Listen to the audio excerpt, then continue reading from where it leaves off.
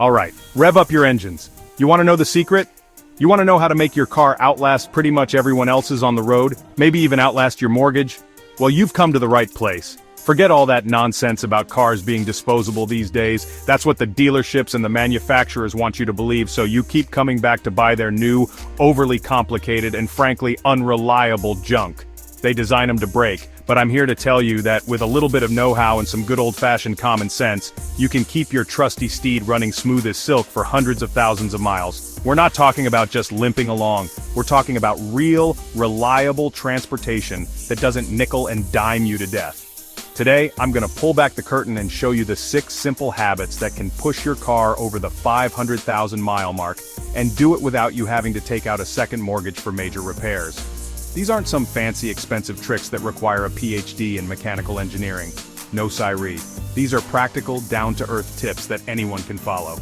It's about being smart, not about being rich. It's about treating your car with the respect it deserves because it's a machine, a complex machine.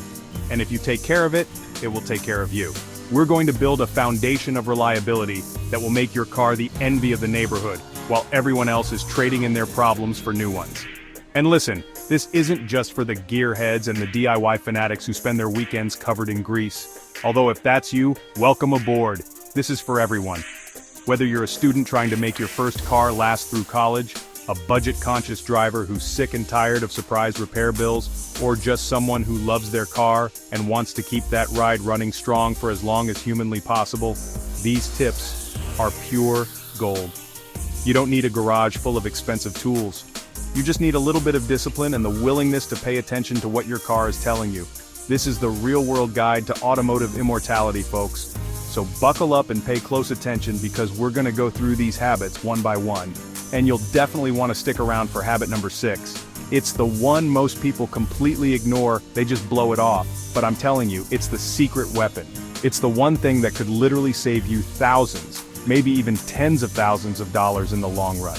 It separates the amateurs from the pros, the people who drive their cars into the ground from the people who drive them for a lifetime. Forget the myths, forget the marketing gimmicks. This is the straight-up truth about making your car last forever. Let's get started. Changing your oil is the single most important thing you can do for your engine. Over time, oil gets contaminated, losing its ability to lubricate. Change your oil and filter every 5,000 miles or 6 months. Use the right type of full synthetic oil. Keep an eye on the oil level. Low oil is big trouble. Check the oil level monthly. Always use a high-quality oil filter and replace it every oil change. Fill to the full line and replace the drain plug washer each time. Alright, let's move on to the second commandment of car care. If changing the oil is the #1 rule, then following the manufacturer's maintenance schedule is a very, very close second. Think about the team of brilliant and probably overpaid engineers who designed and built your car. They spent years testing every single component to determine its expected lifespan. All of that incredibly valuable information is compiled into one place, your owner's manual. That little book that most people toss in the glove compartment and immediately forget about is actually your car's Bible. It's the roadmap to reliability, written by the people who know your car best. This schedule isn't just a suggestion. It's a carefully calculated plan to replace parts before they fail. It covers everything from simple fluid changes to more complex jobs like replacing the timing belt, spark plugs, and various filters. The manufacturer knows, for example, that the rubber in a timing belt will start to degrade after a certain number of miles or years. They tell you to replace it at, say, 90,000 miles, not because it will definitely break at 90,001 miles, but because the risk of failure starts to increase dramatically after that point. Ignoring that schedule is like playing Russian roulette with a very expensive machine. You might get away with it for a while, but eventually the odds will catch up to you. Let's take the timing belt as a prime example. In many engines, what we call an interference engine, the timing belt is the only thing preventing the pistons from smashing into the valves. It keeps the top half of the engine in perfect sync with the bottom half. If that belt snaps while you're driving down the highway, it's game over. The pistons will slam into the open valves, bending them, damaging the pistons, and basically destroying the entire top end of your engine. A repair that would have cost you maybe $500 or $600 for a scheduled belt replacement suddenly turns into a $3,000, $4,000, or even $5,000 engine rebuild. All because you tried to squeeze a few extra miles out of a worn part. The same logic applies to all the other items on that list. Spark plugs wear out, leading to poor fuel economy, rough running, and potential damage to the expensive catalytic converter. Transmission fluid breaks down, causing poor shifting and eventually burning up the clutches inside your transmission, a repair that can easily cost more than the car is worth. Coolant loses its anti-corrosive properties, allowing rust and scale to build up inside your radiator and engine block, leading to overheating. Following the schedule isn't about spending money, it's about making a smart investment to prevent catastrophic bank-breaking failures down the road. It's proactive, not reactive maintenance. While the timing belt gets a lot of attention, and for good reason, don't overlook the other fluids and filters listed in your maintenance schedule. Let's talk about transmission fluid. Whether you have an automatic or a manual, that fluid is working hard, dealing with immense pressure and heat. Over time it gets contaminated with tiny particles of metal and clutch material. This gunk turns the fluid into a liquid abrasive that wears down the sensitive internal components. Many modern cars have lifetime transmission fluid. Let me tell you, that is the biggest lie in the auto industry. The lifetime they're talking about is the lifetime of the warranty period, not the lifetime of the car. If you want your transmission to last, you need to change that fluid.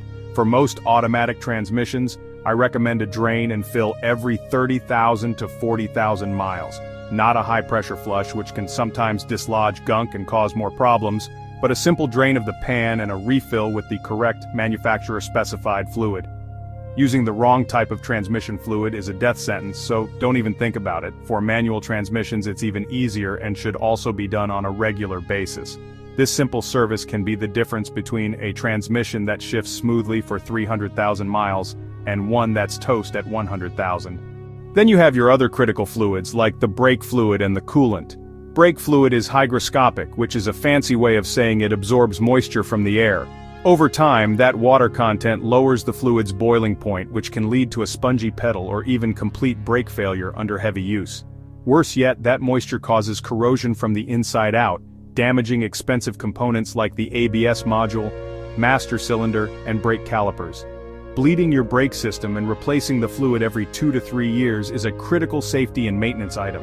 It's cheap, it's easy, and it could save your life.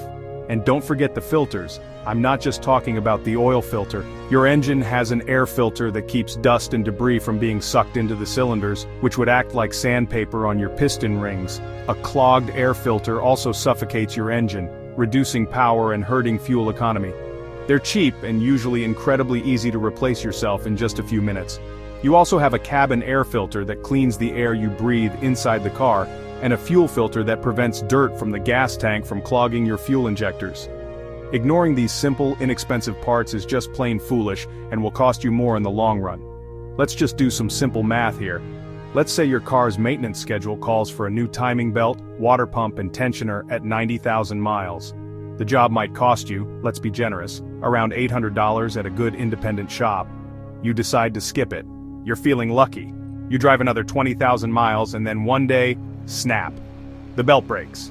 Now, instead of an $800 preventative repair, you're looking at a bill for $4,000 to rebuild the cylinder head, assuming you didn't damage the pistons. You just gambled and lost $3,200. Was it worth it? Of course not. It's a classic case of being penny wise and pound foolish. This same logic applies across the board. You skip a few $60 transmission fluid changes and a few years later, your transmission starts slipping. The quote from the shop? $3,500 for a rebuild. You ignore the worn-out spark plugs that cost $10 each, and the resulting misfire and unburnt fuel eventually destroy your catalytic converter. Now you're facing a $1,500 bill to replace it, not to mention you failed your emissions test. Every single item on that maintenance schedule is there for a reason, to prevent a small, manageable expense from snowballing into a massive, budget-destroying financial disaster. The manufacturers have done the math for you. Think of your car like your own health. You go to the doctor for regular checkups, right? You don't wait until your arm falls off to seek medical attention. You address small problems before they become big ones. Your car needs the same kind of preventative care. Sticking to the maintenance schedule is like giving your car its regular checkup. It allows a trained professional, or you if you're doing it yourself, to catch worn parts, degrading fluids, and potential issues long before they leave you stranded on the side of the road with a tow truck on the way and a massive repair bill looming in your future. So, get that owner's manual out of the glove box. Dust it off. Find the maintenance section and read it. Make a checklist. If you're behind on services, don't panic. Just start catching up. Prioritize the most critical items like the timing belt and major fluids. Find a good, honest, independent mechanic you trust and work with them to get your car back on track. The peace of mind you'll get from knowing your car is properly maintained is priceless. And the thousands of dollars you'll save by avoiding catastrophic failures? Well, that's just a very nice bonus. Don't gamble with your car. Keeping your car clean is a secret to making it last. Road salt eats your car alive. A good wash gets that junk off. Do it yourself with the 2-bucket method. The undercarriage is ground zero for rust. Blast everything out from underneath. Wax is sunscreen for your car's paint. UV rays make the plastic brittle. Regular vacuuming protects the complex systems that run your modern car. Leather conditioner keeps it supple. Build a simple, consistent routine. Every 3 to 4 months, break out the wax. Twice a year, do a deep clean. Now let's talk about the #1 thing you control that affects how long your car lasts: the way you drive. You can do all the maintenance in the world, but if you drive like you're in a demolition derby, you're just throwing money away. Let's start with your right foot. Every time you stomp on that gas pedal and slam yourself back in the seat, you're putting a massive amount of stress on your entire drivetrain. Think about it. You're asking the engine, the transmission, the drive shaft, the axles, everything to handle a sudden violent shock load. It might be fun, but it's a fast track to expensive repairs. Imagine your engine's internals. When you floor it from a dead stop, the pistons, connecting rods, and crankshaft are subjected to immense forces. This accelerates wear on bearings, rings, and cylinders. It's like asking a person to go from a dead sleep to a full sprint in half a second, over and over again. You can do it, but you're going to wear yourself out fast. The same goes for your car. Instead, apply the gas pedal smoothly and gradually. Let the engine come up to speed gently. You're not just saving wear and tear, you're saving a ton of fuel too. A smooth driver is a smart driver with a fat wallet. Your transmission feels this abuse just as much, if not more. Whether it's an automatic or a manual, aggressive acceleration is its worst enemy. In an automatic, flooring it forces hard, jarring shifts that wear out clutches and bands inside the transmission. It also generates a ton of heat, and heat is the #1 killer of automatic transmissions. That fluid starts to break down, it loses its ability to lubricate, and before you know it, you're looking at a multi-thousand-dollar rebuild. A little bit of patience off the line can literally save you the cost of a whole other car and transmission repairs over the life of your vehicle. The same principle applies even when you're already moving. Don't be that driver who's constantly speeding up to tailgate the person in front, then hitting the brakes, then speeding up again. That kind of herky-jerky driving is terrible for your car. Instead, anticipate the flow of traffic. Look ahead. See that red light a quarter mile away? Ease off the gas now and coast. There's no point in rushing to a stop. Driving smoothly isn't about driving slowly. It's about being smart and efficient with your car's momentum. It reduces stress on every single component and makes for a much more relaxed, enjoyable ride. Just as important as how you go is how you slow. Stomping on the brake pedal at the last second is a terrible habit for so many reasons. First, the obvious. You're going to wear out your brake pads and rotors in no time. Brakes work by converting motion into heat through friction. The more aggressive the stop, the more heat you generate. This not only wears down the pads and can warp the rotors, leading to that annoying pulsating feeling in the pedal, but it also puts a lot of stress on your entire brake hydraulic system. It's a surefire way to make sure you're visiting your mechanic for a brake job every year. But it's not just the brakes. Think about what happens when you slam on the brakes. All the weight of the car pitches forward violently. This puts a huge amount of stress on your front suspension components, your shocks or struts, your ball joints, your control arm bushings. These parts are designed to absorb bumps, not to handle the entire weight of the car lunging forward constantly. By braking late and hard, you're prematurely wearing out these critical parts, leading to a bouncy, unsafe ride and, you guessed it, another expensive trip to the shop. Gentle, gradual braking is the key. Look ahead, anticipate stops, and give yourself plenty of room to slow down smoothly. Now let's talk about steering. You wouldn't think it, but how you turn the wheel makes a difference too. Avoid making sharp, jerky turns whenever possible. Just like with braking, this puts unnecessary lateral stress on your tires, suspension, and steering components like tie rod ends and the steering rack itself. Every time you yank the wheel to make a sudden lane change or whip into a parking spot, you're contributing to the slow, steady wear of these parts. Smooth, deliberate steering inputs are what you're aiming for. It's safer, more comfortable for your passengers, and much kinder to your car's chassis. Here's a specific bad habit to avoid: dry steering. That's when you turn the steering wheel while the car is completely stationary. This puts an incredible amount of strain on your power steering pump and grinds your tires against the pavement, scrubbing off rubber for no reason. It's a lazy habit that a lot of people have. The proper way is to have the car rolling, even just a tiny bit, before you start turning the wheel. The movement makes it much easier to steer and reduces the load on the whole system. These little things, these little bits of mechanical sympathy, add up to hundreds of thousands of extra miles over the life of your car. Let's put it all together and talk about the cardinal sins of driving that will absolutely wreck your car. The absolute worst thing you can do is ignore a cold engine. When you first start your car in the morning, the oil is thick and sitting down in the oil pan. It needs a little time to warm up and circulate properly to protect all those moving metal parts. Jumping in your car on a cold morning and immediately revving the engine to redline or speeding off down the highway is like sandpapering your engine from the inside. Give it at least 30 seconds to a minute of gentle driving before you ask for any real power. Let it warm up, and it'll last forever. Another killer habit is riding the clutch in a manual transmission car, or riding the brakes in any car. Resting your foot on the clutch pedal, even lightly, can cause the throwout bearing to be in constant contact with the pressure plate, wearing it out prematurely. It's an expensive part to replace because the whole transmission usually has to come out. Similarly, resting your foot on the brake pedal causes the pads to drag slightly on the rotors, generating constant heat and wearing them out for no reason. It can even cause your brake fluid to boil, leading to a total loss of braking power. Feet off the pedals unless you're actively using them. Potholes and speed bumps are suspension killers, but only if you treat them like a ramp. Hitting these at speed sends a massive shockwave through your entire car. It can bend a wheel, blow out a tire, break a spring, or destroy a shock absorber in an instant. Even if it doesn't cause immediate damage, the cumulative effect of hitting bumps hard over and over again will destroy your suspension bushings and ball joints. Slow down. It's not a race. Your car's suspension is designed to handle imperfections in the road, but it's not designed for that kind of repeated, violent abuse. Treat speed bumps with respect, and your car's suspension will reward you with a long, comfortable life.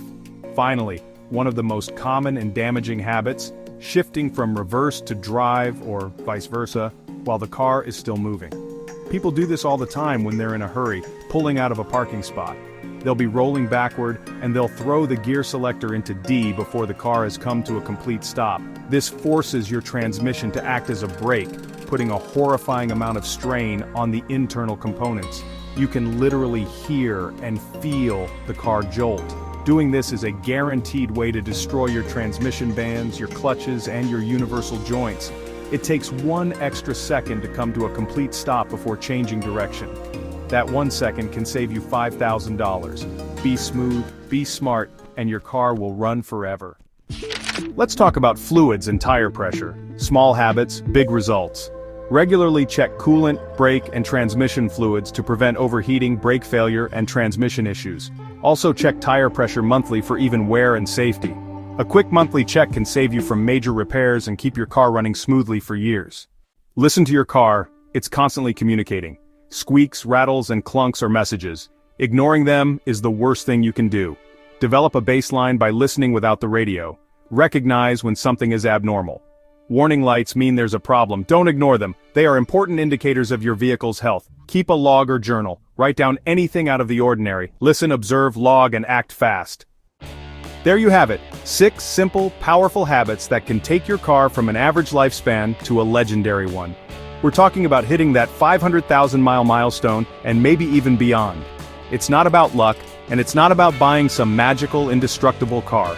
It's about you, the owner, taking an active role. It's about consistent oil changes with the right stuff, sticking to that maintenance schedule like glue, and keeping your car clean to fight off the cancer of rust. It's about driving smoothly, keeping an eye on your fluids and tires, and most importantly, listening to what your car is trying to tell you and acting on it fast. These aren't complicated, they just require a little bit of discipline. These habits build on each other. You can't just do one and expect miracles.